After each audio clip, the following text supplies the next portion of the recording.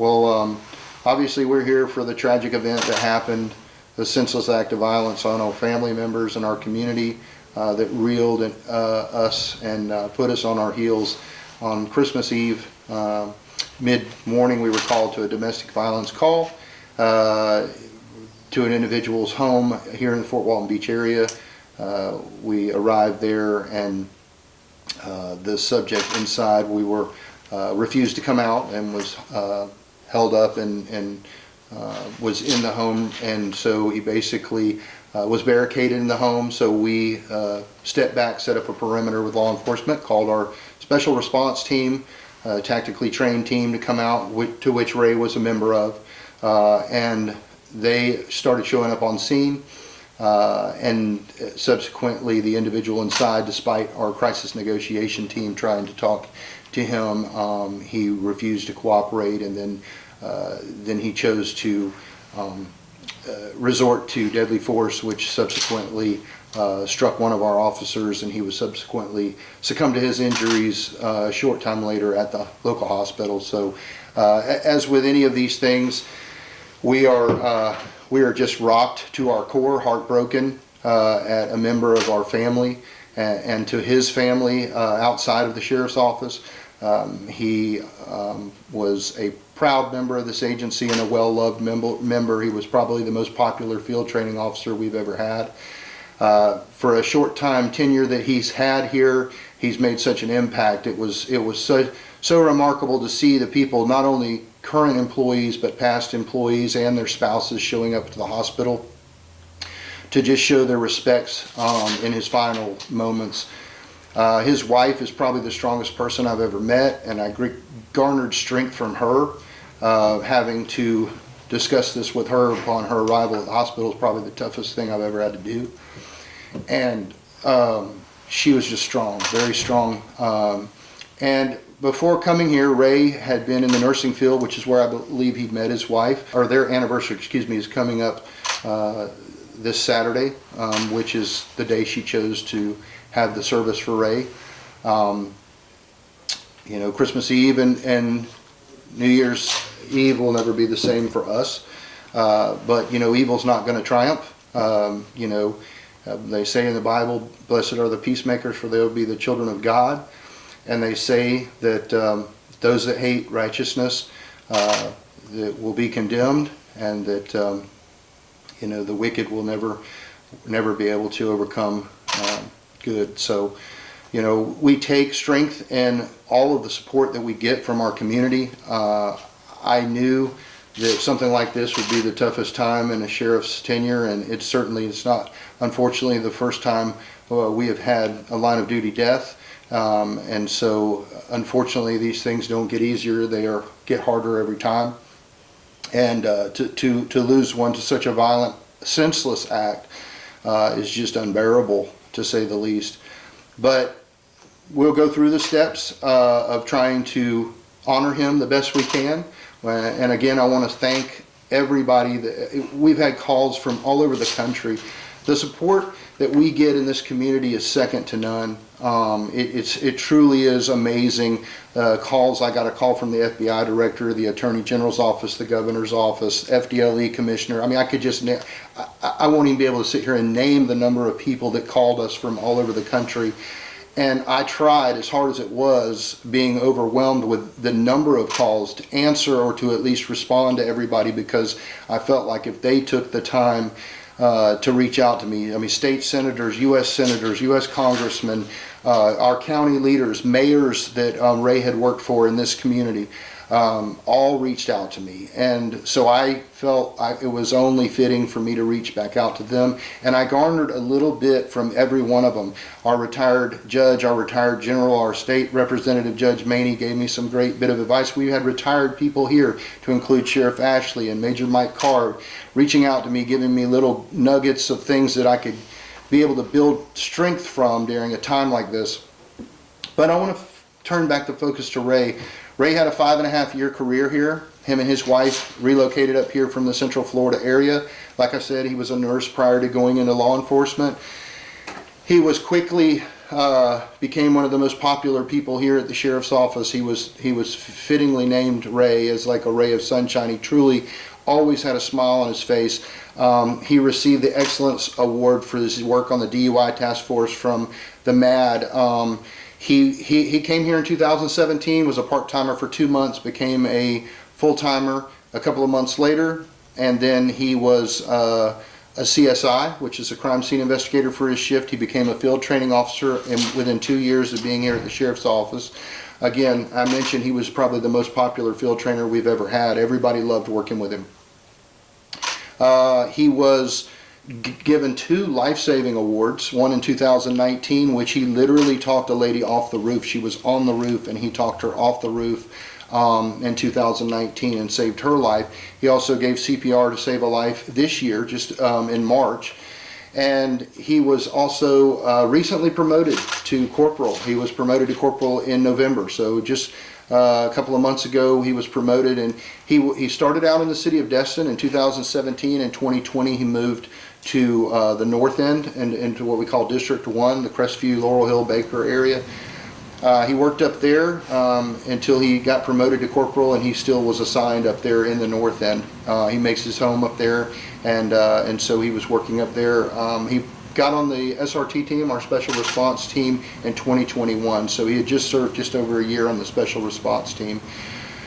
I can't say enough about our brave men and women that work here, our brave heroes, and you know, I always say this, I preach this, that you know, our community supports us second to none because of the level of service that we give them. And you know, Ray was a servant leader. He paid the ultimate sacrifice to his community, and he will forever be a member of this agency, as is his wife and his other extended family members. Yeah, I was going to ask, I know we've heard before about domestic calls and how dangerous they can be, and that was obviously the case here. Can you speak to, in general, the high risk that your officers take on when they respond to calls like they did in this case? Yeah, every one of our our officers' line of duty deaths in the history of this agency, other than the very first one with Sheriff Summerall, were involved with either domestic violence or mental health or both. Yeah, domestic violence and traffic stops are another high risk one, but to your point and to your question, domestic violence is the most dangerous calls that we go on. This is the only time I've ever been injured. In 1996 or 7, I was injured on a domestic violence call. It's the only time that you truly can go there to try and help the victim, and you might end up having that victim turn on you. In this particular case, that was not the case. The victim didn't have a way to communicate to us. Thankfully, the family member knew she was in trouble, had called us. We were able to get her out there and start taking just a typical report when he lost his mind. I had a quick question. I'm wondering how is Ray going to be remembered? How are you all going to continue his legacy here at the Sheriff's Office? Well, you know, I don't have all the answers right now, to be honest with you. You know, we had our first logistical meeting today to sit down with a round table of folks that we've all delegated with different roles and responsibilities to get us through such a time. There is nothing that can prepare you for what to do when you do this other than the unfortunate experience of doing it previously. So, you know, you can train. The thing, I know I'm not answering this question, but the thing I want you to know is that we have so many great training and after action therapy, counseling for our staff, that's going to be obviously open to all those that were there, EMS staff, fire, our SRT team, our patrol officers, men and women that were there, those brave men and women that were there and had to witness such a horrific incident. We will offer those things, but that's in the short term. In the long term, you know, Ray will be placed on our memorial wall. He'll be honored at the state level. We have to rush to get those things in because, you know, this was at the very end of the year and there's timelines on those things, so we're trying diligently to get all those things awarded. Thankfully, we are a member of the Florida Deputy Sheriff's Association, so there will be financial benefits that come with this, that come from the state, come from Florida Sheriff's Association, come from the Florida Deputy Sheriff's Association, but all those are just, you know, unfortunate ancillary things that come after the fact. what we will do at the sheriff's office is obviously Christmas Eve will never be the same for any of us. So that. And if people want to help you all here or help raise family, Yeah. how can they do that? Thanks for asking that. Yeah, we have a fund set up that we set up years ago called the Okaloosa Star Charities. I don't have anything to do with it by design, but there are people at the agency that sit on a board, and that's on the normal day-to-day. And as deputies can actually donate to that, and do donate to that. All of us do. Many of us do, should say. But there's a fund set up, and we get a lot of contributions from, whether it's endowments or whether it's from businesses in the local area. They give to that fund for times like this. It could be something as less violent, such as maybe your barn catches on fire, or we've had help come out of there for that. Or we have, kids we've sent to Ronald McDonald House. But in this particular case, to answer your question, how people can help in this case is we have the Star Charities. They can donate online, and they can earmark the funds to go to Corporal Hamilton's fund, and those funds will be diverted to them. When I got into this line of work, we talked about this morning. The risk has always been there. We get notifications every day on the historical data of officers killed in the line of duty in Florida. And you knew the risk was there when we started, but it was not to the point it is today. It's so much greater. Evil is among us more than it ever has been. And I don't think it's from a disdain for law enforcement. I believe it truly is just that the deterioration of our society and the value of human life is lower than it's ever been. And so that's why we see it more often. Because they're not just killing us, they're killing themselves and killing others at a higher rate than ever. That's why we're seeing these shootings. But to know Ray, you're right. That was one of the first things I thought about yesterday as I reflected on the events from Christmas Eve. Was I was fortunate enough to know him. Did I know him as well as I know some of the folks that I've worked with for 20 years? No. But it says a lot about him is that he was a 5-year employee. I had the opportunity to get to know. I didn't really work with him one-on-one because I'd already been off the road by the time he had gotten here and got on the road. But I'd had interactions with him, and I knew he was special. I mean, every one of these individuals, these men and women, are special, but he was something different. And so he just had this personality that just glowed, and he always smiled. And so, yeah, what I thought about was that, in the coming years, I mean, it made me feel like as a sheriff, I really set the bar high that I wanted to get out. I make my command staff get out and ride with these deputies, because I don't want the disconnect that sometimes you get from a large agency like ours. But it made me feel like I need to do more. I need to get out there more so that I know more of them. I wish I had known his wife's name before I had to learn it before she arrived at the hospital where we had to ultimately tell her. And I can tell you that's a strong woman. That's a very strong woman.